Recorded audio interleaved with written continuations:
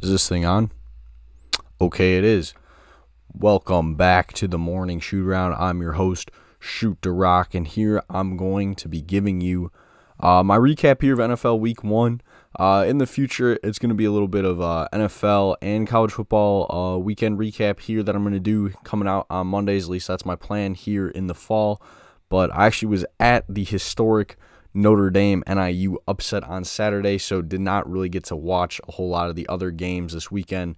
So today, probably just going to be just NFL. Still just kind of playing around with the format here. Want to get a video out, so let's get into it.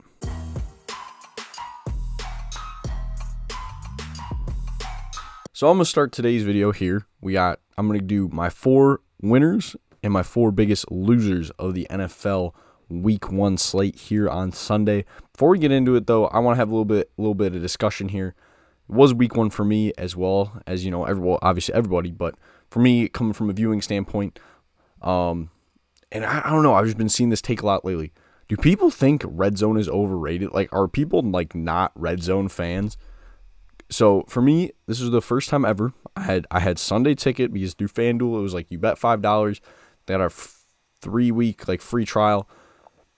Granted, it took me to 45 minutes through the first games to figure it out because FanDuel honestly made it really confusing. Apparently, I clicked the wrong thing the first time, which only gave me YouTube TV and not Sunday Ticket. So, I had a free trial of Sunday Ticket, and then all of a sudden it went away, and I was kind of like, what the hell's going on here? I thought I had the free trial for 3 weeks, so then I realized I had to cancel it, click the wrong thing, whole different thing. But honestly, I do split screen with all the sports. I love it. I do for MLB. I do for college basketball, college football, through the ESPN apps. It's all right, but for the price, I don't see it worth it. So, I just don't know why people, are hating on RedZone. All of a sudden, I don't know, maybe these people are, plants from, YouTube TV or something. Be like, no, don't get RedZone. Get Sunday tickets. Like I said, the one post I did see was from Barstool, and Barstool, I believe, advertises with YouTube TV and Sunday Ticket. But the other was from I don't know if you guys have seen him. Timmy Takes on TikTok. I really like his stuff. I really agree with most of his takes. But that was kind of the one I've been where he's I need to watch everything. Honestly, I feel at times when I do the split screen, it's literally there's a saying. It's you watch everything or you watch nothing. And I feel at times when with these split screens, where I try to watch everything, especially if I'm switching split screens, I feel I watch nothing. So some of these games and just doing stuff during the day, different things going on, I do not watch every second of every NFL game. I'm not that glued in. I have other things going on in my life. Not trying to shame people who do. I by all means wish I could, but so that's what I'm saying. I'm not probably gonna go through every game, and even these games I do go through might not have a bunch to say. Like I said, trying to figure out this format I'm gonna be doing. So we're going to start here first with the winners. First one, I think we got to start with the last game of the night. Biggest winner, the Detroit Lions. Really fun game. They knock off the Rams 26-20 on Sunday Night Football. The Rams, Matthew Stafford, once again going to Detroit, but come out winless here for the second time in a row. First time being in the wild card weekend last year. The Sunday night game to wrap up wild card weekend last year. Well, I guess wrap up that Sunday. There was still a Monday night game. And then here once again. But it was a good game. It went to overtime. David Montgomery had the winning touchdown in overtime for the Lions. It was one of his 17 carries, 491 yards. His longest run was 21 yards. But, this was a back-and-forth game. Detroit, after they were down 3-0 early, but then, took the lead in the halftime. They're up, I believe, were they up 17? Yeah, they were up. They're up going into the fourth quarter. They were up going into the fourth quarter, and then Goff threw an interception. I just threw the one interception. But yeah, they're up 17-3. Goff threw an interception. Stafford led the Rams on some good drives, got him back in the game. Kyron Williams 2-yard run here to make it 17-10. Then they get a field goal, start the fourth, and then Cup with a 9-yard touchdown pass, like I said, off that interception to take the lead with 4:30 to go. Looks like all right, the Rams are gonna come back, win this game. But then Goff leads a nice drive, down the stretch there. Gets them in a field goal range, and then they end up winning the game in overtime. Shout out some other good players. Well, first, let's just look at these two quarterback stat lines. Goff, he was 18-28 for 217 yards. Like I said, threw that touchdown there at the end, but then also threw an interception. Stafford, same thing, 1 touchdown, 1 interception. However, he was 34-49, threw for 317. So fine games by both of them. I mean, Stafford's rated 85.2, Goff 85. So, I mean, like, solid games. We've obviously seen better from both of them. You know, probably both regret those interceptions back. Jameson Williams was the big receiver for Detroit. He had 5 catches for 121 yards, including a touchdown. I mean, really nothing. Like, I didn't think Detroit really used, like, Laporta or St. Brown all that much. I mean, like, St. Brown only had 13 receiving yards on 3 catches. He did have 6 targets, though. And Laporta, like I said, same thing, 4 receptions for only 45 yards on 5 targets. So, like, nothing really great from them. Cooper Kupp did have a good game receiving for the Rams, 110 yards, including a touchdown. So, on 14 receptions on 21 targets. So, that's a pretty good game from him. Tyler Johnson also had 79 yards. So, and with a long catch, he had that long catch for 63 yards. So, we'll see. I mean, Puka did get injured in this game as well. So we'll see. Hopefully he's able to recover. And Kyron Williams did have the touchdown for the Rams with only 15 yards rushing. Like, Detroit did a pretty good job stifling the run. So, I mean, Detroit fans, obviously, like I said, game got a little closer comfort. But honestly, like, a win like that, where kind of you have to show some resilience after you looked like you had it in the bag. I mean, like, that's a pretty good win. I'd be happy with that if I'm a Detroit fan. So that's why I gave them my first winner of Sunday. Second one, another game that ended on a walk-off.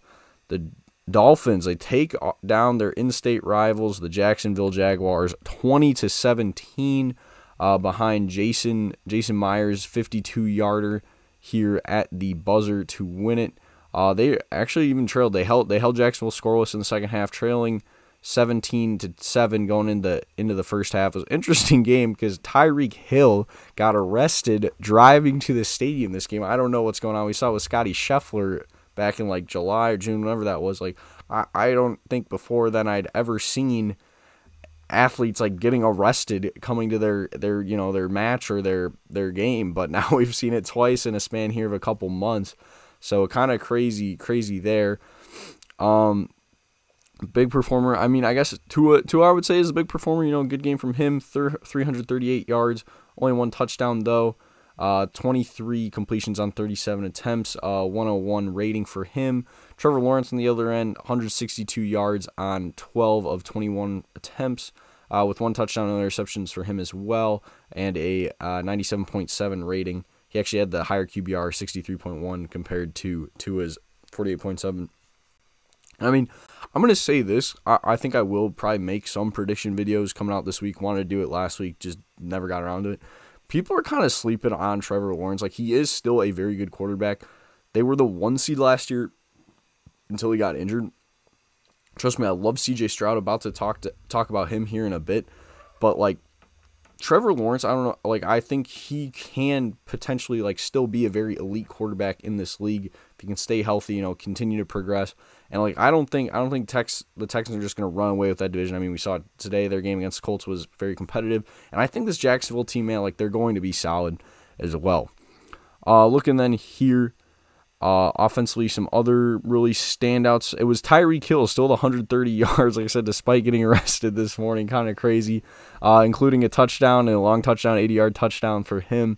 So that was crazy. Jalen Waddle also had a good game, 109 yards on 5 receptions and a 63-yard long for him as well. So, I mean, a lot of these guys for the Dolphins, like, they're just a big play offense.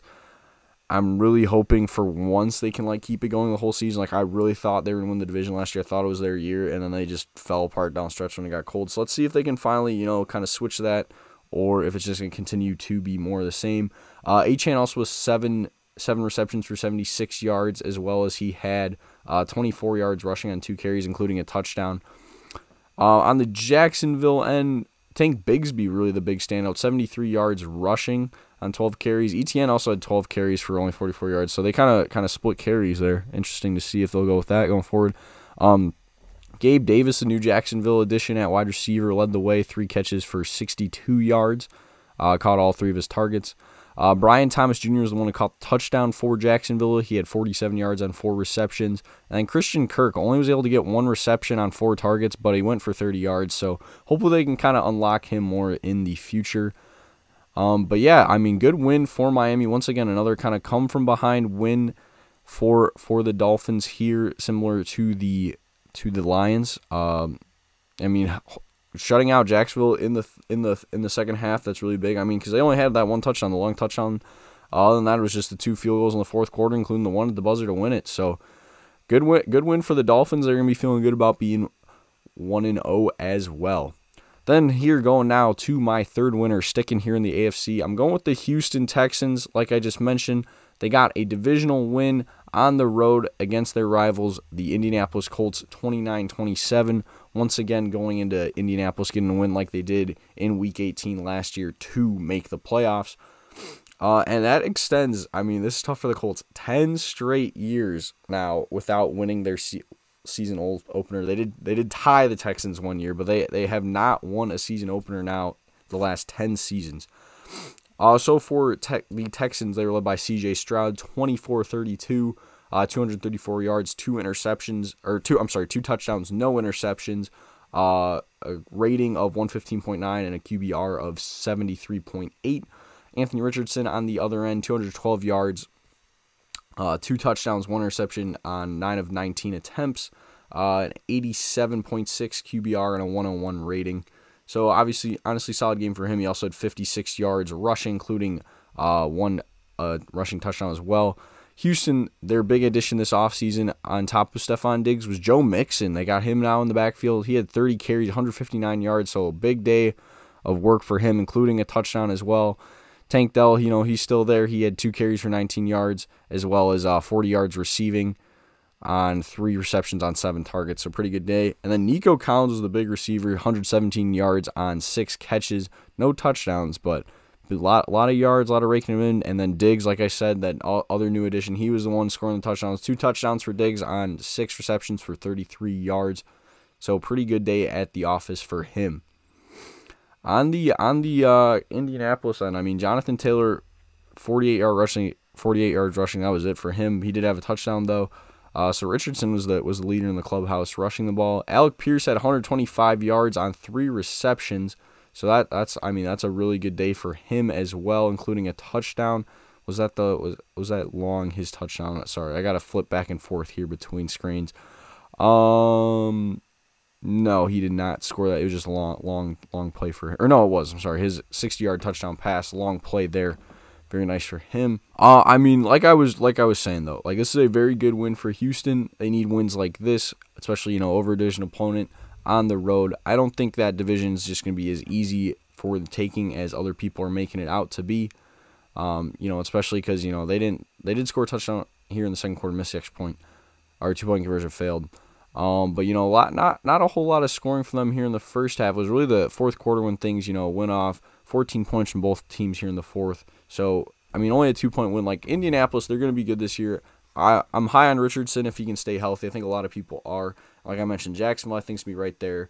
And I mean, we'll get to Tennessee later on here in the video, but that division by no means is just Houston's just going to run away with it, but this was a good win to start here. That's why I have them as my third winner. And moving on to my fourth and final winner, I got to give my team here some love. The Pittsburgh Steelers. I'm going with them as my fourth winner, and you might be a little crazy because they did not score a touchdown. They won the game without scoring a touchdown, but that's why I have them as my winner because that's just a very Steelers-esque win. The defense came to play. They had 3 turnovers, and then Chris Boswell, man, 6 field goals. Like 6 for 6, can't believe it. So Russell Wilson was supposed to be the Steelers starter. They acquired him. I talked about that video a long time ago when they acquired him. So be it. Guy maybe on the second half of his career, not super high on, but we'll see. We'll see. You never know what happens. But he was injured today, so Justin Fields, the other quarterback they acquired, he got the start this off today, and on 17 completions on 23 attempts for 156 yards, no touchdowns, but no interceptions as well. 42.9 QBR, 91.1 rating. He also had 57 yards rushing. Najee Harris was the Steelers' leader rushing-wise with 70 yards on 20 carries, no touchdowns. Like I said, no one on the Steelers scored a touchdown. It was all their defense that made the big plays, and I mean, you got to shout them out. TJ Watt with a fumble recovery. He also, let's look at him here. Where did he go? 4 tackles, 4 total tackles, 2 solo tackles, a sack, 2 tackles for loss, 3 QB hits. I mean, he was just causing absolute havoc back there. And honestly, another guy that really gets like undershadowed, or overshadowed, I guess, by Watt on the Steelers defense for me is Alex Highsmith. I guess he didn't have any recorded stats here, but I mean he's also like in there causing havoc, causing pressure. So it's that Steelers D line. I mean they still got Hayward as well too. So like they got all sorts of guys that are causing pressure. And then in the secondary, let's see where we got the interceptions at. Where's that at? It's so hard to find here. So many things. Oh, both Dante Jackson and Deshaun Elliott with an interception. And that was the big difference in the game. I mean, that Kirk threw the one late. Kirk Cousins also big acquisition at quarterback here for Atlanta. His stat line, 155 on 16 completions on 26 attempts. Did throw for 1 touchdown, but also 2 interceptions. I'm gonna be honest, he looked like a quarterback that was coming back from an ACL injury. I mean, at his age, that's a pretty massive injury. So is what it is. Hopefully, I'm gonna be honest, Atlanta's probably still my pick to win the division. Like I said, this was just a very scrappy like Steelers win. Like if I'm a Falcons fan, yeah, I don't feel great. Obviously not winning today, but I'm not like, oh my gosh, the season is over because we lost the Steelers. Like the very few teams are gonna be able to win a game like if you hold a team to no touchdowns, it's gonna be very hard for a team to win a game. That's just so Steelers-esque to be able to do that. Kyle Pitts was the lone touchdown here for the Falcons today. I just flipped in between. Let's go back to his receiving yards. That was 3 catches, 26 yards. Like I said, he had the touchdown. The top receiver for the Falcons was Ray McCloud, former Steeler. He had 4 receptions for 52 yards with a long catch of 21.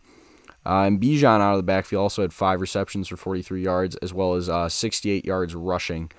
No touchdowns for him though. So like I said, this game for Atlanta, I would just kind of chalk this up more as a kind of anomaly. Like I think they're still going to be a good team. I think they still should be the favorites to win the South. Like I said, only the Steelers win games like this. Also a revenge game. You know, Arthur Smith, former Falcons head coach, now offensive coordinator for the Steelers. And honestly, I kind of, like I said, I'm not thrilled with the offense, but the offense did what they needed to do today. They took care of the ball. They gave some different looks, like rushing wise. Like I liked Fields' ability to run with the ball almost as like a third running back with Najee and Jalen Warren out there. So we'll see. You know, hopefully we can continue to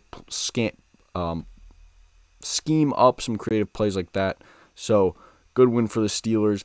Now let's flip to my losers of the weekend. So with my first loser of the weekend, I got to go the Cincinnati Bengals. Joe Burrow, man, he returns and he did not look great. Cincinnati, they lose 16-10 at home to the New England Patriots. New England had a top 3 pick in the draft last year. Very likely could have a top 3 pick again this year, but maybe not when they're winning games like this. Joe Burrow, 21-29, only 164 yards. He got sacked 3 times, no touchdowns, no interceptions, QBR of 56.1 and a QB rating of 86. Then Jacoby Brissett on the other end, he's back in New England, starting over Drake May, who they took with the 3rd pick this year. He was 15-24 with 121 yards. No touchdowns, no interceptions for him either, but QBR of 82.4 and a rating of 75.2. For New England, the really guy that stood out for me, Ramondre Stevenson. I think he's really kind of the high point of this offense, really all they got to look forward to. Ramondre had 120 yards on 25 carries. I mean, definitely a workhorse day for him, including a touchdown, the only touchdown of the game for New England. Receiving wise, nothing really stands out. And even like some of these names, who are these? Like Austin Hooper, like I know who that is. You know, two receptions, 21 yards. But then their second leading receiver, Tyquan Thornton, like 2 receptions for 27 yards. Like KJ Osborne, 3 receptions, 21 yards. Like no one really did anything impressive receiving wise. So, but yeah, New England forced 2 turnovers. Is that right, or is there more? Sorry, I probably should look at team stats before I just like declare that. Turnovers, yeah, 2 turnovers. They recovered 2 fumbles, so that's the difference in the game because they did not turn the ball over at all. And honestly, in a low-scoring game like this, and like we saw in the Atlanta-Pittsburgh game, it's really all you gotta kind of do. So we'll see here for Cincinnati. Like I said, I'm still high on Cincinnati. I believe in Joe Burrow. I think he's a top 5 quarterback in the NFL. He did not play like it today, but I gotta think he'll bounce back. Jamar Chase 6 for 62 yards, so really not a great game for him either. I mean, like yeah, they got outgained. New England had 290 total yards. Cincinnati only had 224. New England also just had the ball for longer. So Cincinnati just did not play a good game today. That's why I'm giving them a loser. Not really high on how they played today, but high on them for the rest of the season going forward. Moving on to my second loser, I'm going with the Tennessee Titans. Tennessee had a very tough task. So I live here in Chicago. They played the Bears. They lose 24-17 to the Bears. They have to go into Soldier Field here. Caleb Williams, he's supposed to be this Chicago Bears savior. Number 1 pick in the draft. I mean, people knew for like 2 years he's going to be the number 1 pick.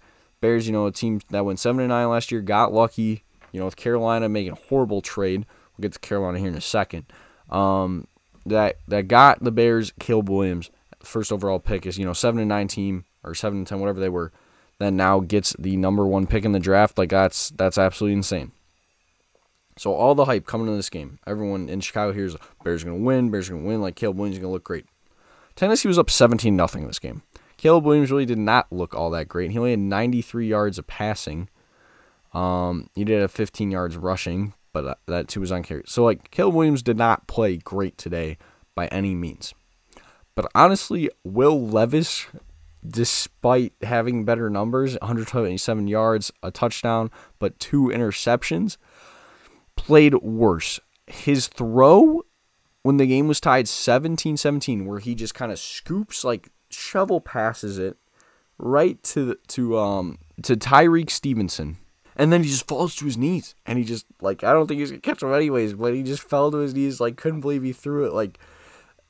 The Bears just made some crazy plays to help win the game, and stuff like that happens. Tennessee had this game in the back. I said they're up 17-0, 17-3 going into half. The Bears do block a punt, get a scoop, and score that. That's what Jonathan Owens read the wrong name. And then, they come back to win because then they also they scored a touchdown offensively they didn't have an offensive touchdown. I can't do math. They scored 3 field goals, and then, they got the 2-point conversion. Caleb Williams got the 2-point conversion on the interception. So, literally, the Bears offense did not score a touchdown today. Titans were up 17-0, did not give up an offensive touchdown, and still managed to lose the game. I don't know how that happens. Like I said, I've just been hyping up all these other teams at AFC South, and then you have a loss like that today. Tennessee, man, that just can't happen. I guess Will Levis is their guy. They traded away Malik Willis, who now is the Green Bay going to be starter after Jordan Love got injured. But I guess I didn't really believe in him either. So we'll see. Hopefully, like I said, if Will Levis is gonna be the guy in Tennessee, can't make boneheaded plays like he did today.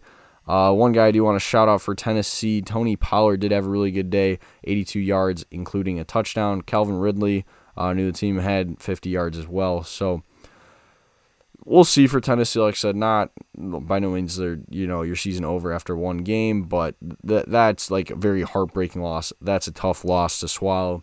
So that's why I'm giving them my second loser of the weekend.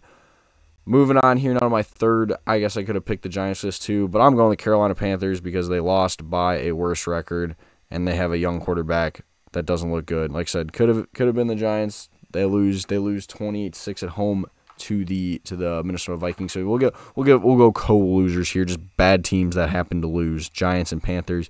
Panthers got blown out, biggest loss of the weekend. They lose 47-10 to the New Orleans Saints in New Orleans. Made Derek Carr look like one of the top 5 quarterbacks in the NFL, which his MVP year breaking his leg, or I forget what he did, if it was broken leg or torn ACL. Honestly, probably was on that trajectory, but definitely is not now. He threw for 200 yards, including 3 touchdowns, 142 rating, 85.1 QBR. Alvin Kamara had a good day as well, 83 yards, including a touchdown. Jamal Williams, 38 yards, touchdown. Raheed Shaheed was the big receiver, 73 yards for him, including a touchdown. And then Foster Moreau also caught a touchdown, as well as Jawan Johnson. So just everyone was getting in on it. Chris Olave didn't really have a good day, only 2 receptions for 11 yards for him. So that's a little bit disappointing. Tyrann Mathieu, Honey Badger, still doing it. He had a fumble recovery for the for the Saints on a Jonathan Mingo fumble. So yeah, I just don't really know. Nothing really good to say about Carolina. I mean, they're gonna be bad. Everyone kind of knew that. Their front office and like management kind of just seems like an interesting hires. Like David Tepper's like just way too invested, wants the team to win, and they're not good. And then I don't know. We'll see how Dave Canales is. The book he has out. You look it up if you want to. Interesting. I don't really know if that's the kind of guy I'd want leading my football team, but teach their own. So that's why I'm giving Carolina my third loser. Could have been the Giants. Giants are also bad. Like just bad teams that lost and have young quarterbacks that probably don't believe in. I mean, let me look it up here. I didn't read off Bryce Young's stats. He 161 yards on 13 of 30 attempts. No touchdowns, 2 interceptions, a 10.7 QBR, 32.8 rating altogether. So Bryce Young, we'll see. Like I said, this is the first game of his second season. Don't want to write the dude off yet, but seeing what C.J. Stroud has done and then seeing what Bryce Young has done in the NFL makes me think it's gonna be a uphill battle here for Bryce Young, and just in general when you have an undersized quarterback, gonna be tough. So we'll see. Maybe he can turn around. Who knows? And final loser of the weekend, going with the Cleveland Browns. Honestly, just an all-around disappointing game for them. They lose 33-17 at home to the Dallas Cowboys. Dallas, is NFC East winners from a year ago, but then lost in the playoffs to Green Bay. I mean, yeah, they could be a contender here in the NFC, but then again, it is the Dallas Cowboys, so we shall have to see if they actually will be. You never know, I guess. For the Browns, once again, quarterback stinks. They gave Deshaun Watson all this money. Terrible guy, and now looking like terrible quarterback. 24-45, 169 yards. Did throw a touchdown, but 2 interceptions, a 9.4 QBR, 51.1 rating. On the other end, Dak Prescott, fine day for him. 179 yards on 19 of 32 attempts, 1 touchdown. No interceptions, 31.2 QBR. So that's what I'm saying. Like, that's really not great either, but 85.3 rating. That's solid. Ezekiel Elliott, he's back in Dallas. He had 10 carries for 40 yards, including a touchdown. Jerome Ford was the touchdown scorer for the Browns on the rushing end. 44 yards for him, 1 touchdown. We'll see. He was solid last year. Nick Chubb should be back eventually, but Ford was solid in Chubb's absence, so we'll see how he can hang on. Jerry Jeudy was in the end zone for the Browns as well. 25 yards receiving, and he scored a touchdown. And Njoku was leading receiver with 44 yards. That's what I'm saying. Your leading receiver cannot have less than 50 yards. That's insane. The Dallas numbers really here are nothing special either. But that's just because Cleveland played so bad that Dallas looks good here. CeeDee Lamb, 61 yards on 5 receptions. Brandon Cooks, 40 yards and a touchdown. Punt return, Kayvon Turpin, 60-yard punt return. So that, too, giving up special teams, not a great look for them. And then, just all field goals. So, Cleveland, it's a bad loss. AFC North is probably the best division of football. Granted, they got lucky. Honestly, the Pittsburgh Steelers is the only team that won in the AFC North. But, I mean, the Ravens look good on that Thursday night opener against the Chiefs. Like I said, I got to think Cincinnati's going to bounce back. But I honestly really don't know for Cleveland here. And it just stinks. I mean, that franchise has just had, such mediocrity.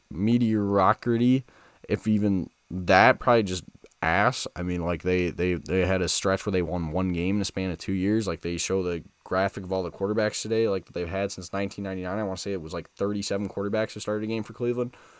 I mean, Joe Flacco looked good down the stretch last year, but I mean, he's old and not on the team anymore. So you're kind of stuck with Deshaun Watson, this guy you've given all this money. Because I love him, but I kind of doubt they turn to Jameis Winston. So Cleveland Browns fans, probably wishing you had Baker Mayfield. He looked good for the Bucs today, but again, it's against Commanders, so we'll see.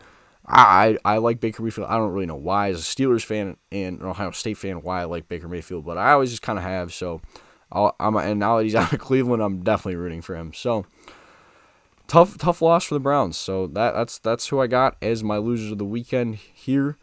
Running through real quick, I don't really think there's any other really huge games and notes for me. The Bills won 34-28, but I mean, beating the Cardinals at home, having to battle that much, really not great look for me. Josh Allen did play well. He had 2 touchdowns, 232 yards. Chargers had a nice win in over the Raiders to start the Jim Harbaugh era, 1-0. J.K. Dobbins, he had a good game. He went up against Harbaugh as a Ohio State Buckeye when Harbaugh was at Michigan. He had 135 yards, including touchdown, but now they're on the same team. So all these other games I've touched on, like I said, Vikings 28-6 win. Could have given the Giants that loser to the Panthers. Sam Darnold actually looked pretty good, 208 yards, including 2 touchdowns. Aaron Jones now in Minnesota with 94 yards and a touchdown, so a good game for him as well. Like I mentioned, that Buccaneers-Commanders game. Buccaneers won 37-20, high-scoring game. Baker Mayfield, 289 yards and 4 touchdowns. Like I said, really good game for him.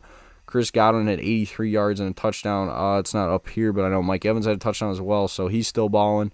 He's honestly probably a Hall of Famer. And then Seahawks-Broncos, I didn't really watch that one at all. 26-20, so I guess it was a good game. Geno Smith, 171 yards and a touchdown. Kenneth Walker, 103 yards and a touchdown, so good game for him. I'll have to watch some highlights or something on that, see how Bo Nix played. So, yeah, that's like I said, that's it for week 1 here, NFL. Going to be a kind of long video. Want to try to, in the future, maybe figure out a format to make this shorter, especially because I want to throw some college football talk in there. Like I said, I will touch on it quick. I was at the NIU Notre Dame upset on Saturday, so like I said, didn't really watch many of the other games, but oh my gosh, that might have been the coolest game I've ever been in. I had such a great sports weekend. I was at the Cubs-Yankees game, sitting in the bleacher on Friday. Anthony Rizzo's return, that tribute to him was great. And then, yeah, like I said, got lucky enough. My buddy Will had an extra ticket, was able to go to the NIU Notre Dame game. All of us, on the way there, we're like, all right, like NIU, if they can cover the 28, that'd be sick. And like first touchdown they scored, we all kind of jumped up, being like, yo, like they scored, like I can't believe it, because especially Notre Dame had a really good drive to start there. But I got to give the Huskies credit, man. They played pretty much the perfect game. Like I think they only had. Well, I know they had more than one penalty, but they really only like one big penalty, but then they made up for it by blocking 2 field goals and holding Notre Dame to 14 points, especially after how good they looked a week ago at Texas A&M. I mean, that was just quite the win. Really exciting. I mean, program altering win. The Huskies now I know are ranked like 25th this week. Like I gotta think like if they win the MAC, like that. I gotta think that puts them as leaders in the clubhouse to like take the Group of 5 bid. So big win for them. Shout out Coach Hammock. Shout out NIU Huskies. Keep it rolling. I know they're on the road next week, but then they play, or maybe not on the road. They're off, but then they have they play NC State in a couple weeks. Granted, they got blown out by Tennessee, so they probably won't be ranked anymore. But they got some tough games, so they can win that NC State game too. Man, they're gonna be a force to be reckoned with. So. That's going to wrap it up. Thank you guys so much for watching. I know it has been a while, but now I should finally have some more time to be able to kind of do these videos more consistently. Like I said, I want to do football recaps kind of at the end here, come out here on Monday. Eventually even do it live because I have been Twitch streaming again. Shoot DaRock on Twitch. Been doing some college football. Currently doing a Coastal Carolina Dynasty. And 2K just dropped. I don't know if I'm going to get it this year, but... probably do some 2K, and definitely for sure when college basketball comes around. That's really what I'm going to focus in here, guys. I had a really fun time doing that last year. And I think I got in a good rhythm because, obviously I'm going to talk all sports still, but like college basketball is the one I'm really going to cue in on. Because kind of after college basketball, and I still try to talk every sport, do NHL, NBA playoffs, and it just got to be too much. Like work was heating up. So I'm going to try to just do a more consistent schedule where like things like football, other sports that, I don't watch, like just kind of do videos like this, just casual, like, hey, some observations from the weekend from stuff I've watched. But then like college basketball is going to be like my deep dive with like betting, recaps, highlights, all sorts of stuff. So really appreciate y'all supporting me, and I will see y'all in the next one. Peace.